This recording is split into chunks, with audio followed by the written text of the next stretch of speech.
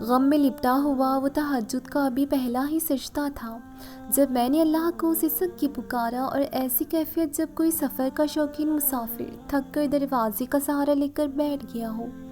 لفظوں کی لمبی فہرست تو میرے پاس نہیں تھی، وہ بس عجیب سی کیفیت تھی، جیسے منزلوں کو فتح کرنے والا کوئی بہادر ترین شخص راستوں سے ہار گیا ہو، جیسے کوئی بے وقوف سا شخص ایک ہی حادثے سے سہم گیا ہو۔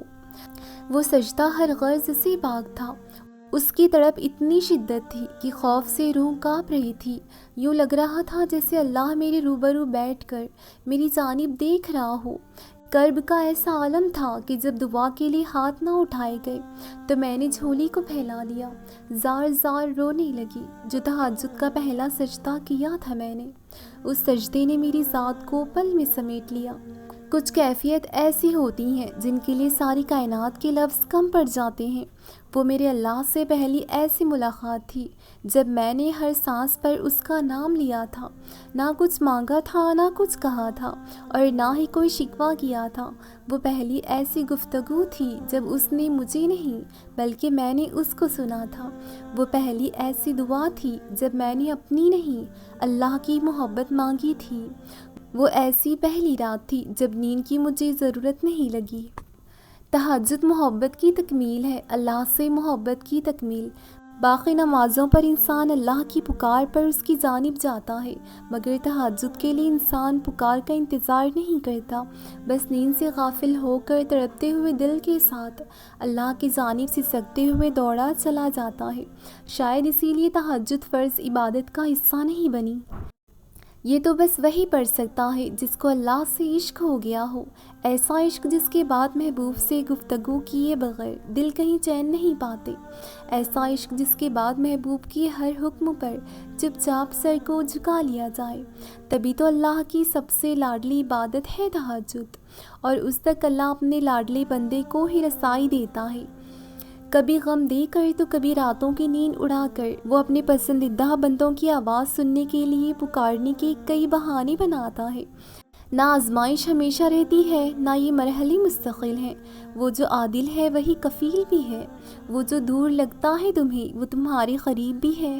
وہ مانگی ہوئی کوئی دعا رد نہیں کرتا، وہ تہجد کی سجدوں کو کبھی ضائع نہیں کرتا۔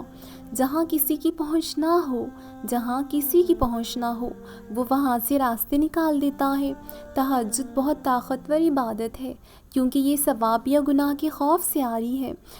تہجد تک انسان تبھی پہنچتا ہے جب ساری حسرتیں دل کا ساتھ چھوڑ دیتی ہیں۔ پھر انسان یہ نہیں سوچتا کہ اتنا ثواب ملے گا یا اتنا ملے گا، تب بس انسان یہ سوچتا ہے کہ اللہ مل جائے گا، اللہ سے ملاقات ہوگی۔ پھر تہجد کا پہلا سجدہ آخری سجدے کی طرح کیا جاتا ہے، جیسے ابھی جان نکل جائے گی، جیسے ابھی اللہ کی محبت سے دل پھٹ جائے گا۔ پھر بس ہم ہوتے ہیں اور اللہ ہوتا ہے، پھر وہ سب مکمل ہو جاتا ہے جو کبھی ادھورا رہ گیا ہو۔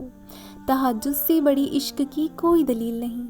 تڑپ جب دل میں اترتی ہے تو دل رات کے آخری پہر میں اللہ کو ڈھونڈنے لگتا ہے، اور جانتے ہو وہ اپنی تلاش کی طلب لگاتا ہی تب ہے جب وہ چاہتا ہے کہ میرا بندہ مجھ تک پہنچ جائے۔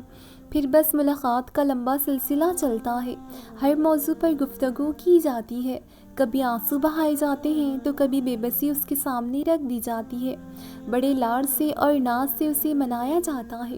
پھر تکلیف سے کانپتا ہوا انسان سجدے میں گرتا ہے، تب عشق کی ساری حدیں ٹوٹ جاتی ہیں، نہ فاصلوں کا ہوش رہتا ہے نہ اپنی، بس پھر روح میں اللہ سما جاتا ہے اور ساری پیاس ختم ہو جاتی ہے۔ تہجد سکون کی نماز ہے، تہجد سکون کی نماز ہے جب انسان اللہ کی قربت کا ہر لمحہ محسوس کرتا ہے، جب اللہ ہمیں ہماری ذات میں ہی دکھائی دینے لگتا ہے۔ بہت پرسکون کیفیت ہوتی ہے اس وقت کی، ہر شے مکمل دکھائی دینے لگتی ہے، ہر طرف اللہ کی موجودگی کا احساس ہونے لگتا ہے۔ یہ چمکتے ہوئے ستارے، پیارا سا چمکتا ہوا چاند اور بڑے سے آسمان میں انسان اللہ کو ڈھونڈنے نکلتا ہے۔ کبھی یوں محسوس ہوتا ہے جیسے وہ چاند کے پیچھے چھپ کر مجھے دیکھ رہا ہو، اور کبھی یوں لگتا ہے جیسے پہلو میں بیٹھ کر میری جانب دیکھ کر مسکرا رہا ہو کہ دیکھو اب، اور کبھی یوں کہ دیکھو اب بھی تو آ ہی گئے ہو نا میرے پاس۔ تو اب کہیں نہیں جانا۔ تمہارا انتظار تو مجھے کب سے تھا، کتنی دفعہ تمہیں آواز دی میں نے، مگر تم پلٹے ہی نہیں۔ لیکن اب جو غموں سے بھرا دامن میرے پاس لے آئے ہو تو میرے حوالے کر دو۔ اب سے تمہاری پریشانیاں میری، اب سے ان مشکلات پر تم گھبرانا مت، اب سے بند دروازوں سے ڈرنا مت۔ اب سے تم مجھ کو ہر اس ناممکن جگہ پر پاؤ گے جہاں سے کبھی تم مایوس ہو کر واپس لوٹ آئے تھے۔ اب سے تم کو میں وہاں نظر آؤں گا جہاں کسی اور کی رسائی نہیں۔ میں تب بھی تمہارے ساتھ تھا جب تم میرے پاس نہیں آئے تھے، اور اب بھی تمہارے ساتھ ہوں جب تم تھک کر مدد کے لیے آئے ہو۔ میں ہمیشہ سے یہیں تھا، بس تم ہی دیکھ نہیں پائے۔ اور یہ سوچ کر میرا دل اللہ کی محبت سے یوں پھٹنے لگا کہ جی چاہتا اس کے آغوش میں چھپ جاؤں اور اس سے کہوں معاف کر دو، میں قابل نہیں مگر بخش دو۔ اب جو آ گئی ہوں اب واپس کبھی نہیں جاؤں گی۔ بس پھر یوں لگتا ہے جیسے وہ راضی ہو گیا ہو، جیسے اس نے ہر بات پر، ہر اس لفظ پر کن فرما دیا ہو جو میرے منہ سے نکلا کرتی تھی۔ بس پھر وجود اس کی محبت سے مکمل ہو جاتا ہے اور کسی چیز کی گنجائش باقی نہیں رہتی۔ انسان اللہ کی محبت کو بہت دیر سے سمجھتا ہے، پھر جانتا ہے کہ وہ ہم سے اتنی محبت کرتا ہے کہ ہمیں ہمیشہ بہترین سے نوازتا ہے، کہ ہمیں ہمیشہ بدتر سے بہترین عطا کرتا ہے۔ بس ہم ہی ہیں جو ضد پر اڑ جاتے ہیں، اس کی نافرمانی کرتے ہیں، ورنہ اس کے اختیار میں کیا نہیں۔ وہ اگر چاہے تو ایک نافرمانی پر ہمیں آسمان سے زمین پر دے مارے، مگر وہ ایسا کرتا نہیں۔ اس کی رحمت اس کے غضب سے بہت وسیع ہے۔ کبھی مڑ کر ماضی کو دیکھو تو جان جاؤ گے کہ اس نے تمہیں کب کب اور کہاں کہاں سنبھالا۔ جب تم بالکل اکیلے تھے تب کہاں کہاں اس نے تمہارا ہاتھ تھاما، جس کے تم قابل بھی نہ تھے اس سے بڑھ کر نوازا۔ جب تمہارے پاس کوئی راستہ نہ تھا تو کیسے اس نے ناممکن سے ممکن کے وسیلے پیدا کیے۔ جب انسان یہ بات سمجھ جاتا ہے تب سارے شکوے ختم ہو جاتے ہیں، پھر معجزے ہوتے ہیں، پھر گمان یقین میں بدل جاتے ہیں۔ خدا کی محبت صرف محبت نہیں بلکہ امید ہے، ایسی امید جس کو کوئی زوال نہیں۔ تم جو چاہتے ہو اللہ قبول کر لے تمہاری چاہتیں۔ خود سے پوچھو کیا تم اس کی چاہت کا احترام کرتے ہو؟ کیوں ہو اتنے بے سکون؟ کیا چیز سونے نہیں دیتی؟ تکتے ہو رات بھر آسمان کو اتنی تجسس سے؟ صبر کی آتش میں ہو، صبر کی آس میں ہو، یا پھر معجزوں کا انتظار کرتے ہو؟ خواہشات جھکاتی ہیں، دنیا کی الفتیں عبادت کرواتی ہیں، خدا کی ایک نہیں سنتے، مقدس سے شکوے ہزار کرتے ہو۔ کچھ غلطیوں کے خامیازے نسلوں کو بھگتنی پڑتی ہیں۔ سوچ کر کیا کرو جب کسی کا دامن داغدار کرتے ہو، کیوں خدا سے زیادہ اس کی بندوں پر اعتبار کرتے ہو؟ کیوں مانگتے ہو محبت کی بھیک بے حس لوگوں سے؟ کیوں وقت سے لڑتے ہو؟ کیوں قدرت سے تکرار کرتے ہو؟ کیوں ہو اتنے بے یقین؟ کیوں تقسیم خدا سے انکار کرتے ہو؟ ناگوار گزرتی ہیں جو باتیں کیوں ان کو ذہن نشین کر لیتے ہو؟ کیوں دھیان دیتے ہو لوگوں کی باتوں پر؟ کیوں خود کو بلا وجہ سوگوار کرتے ہو؟ کبھی نہیں ہوتا اللہ کوئی چیز تم سے لے لے اور اس کے بدلے تمہیں بہتر چیز سے نہ نوازے، اور یہ بھی ہو سکتا ہے کہ جو اس نے تم سے لے لیا ہے اسے ہی حق میں بہتر بنا کر تمہیں واپس دے دے۔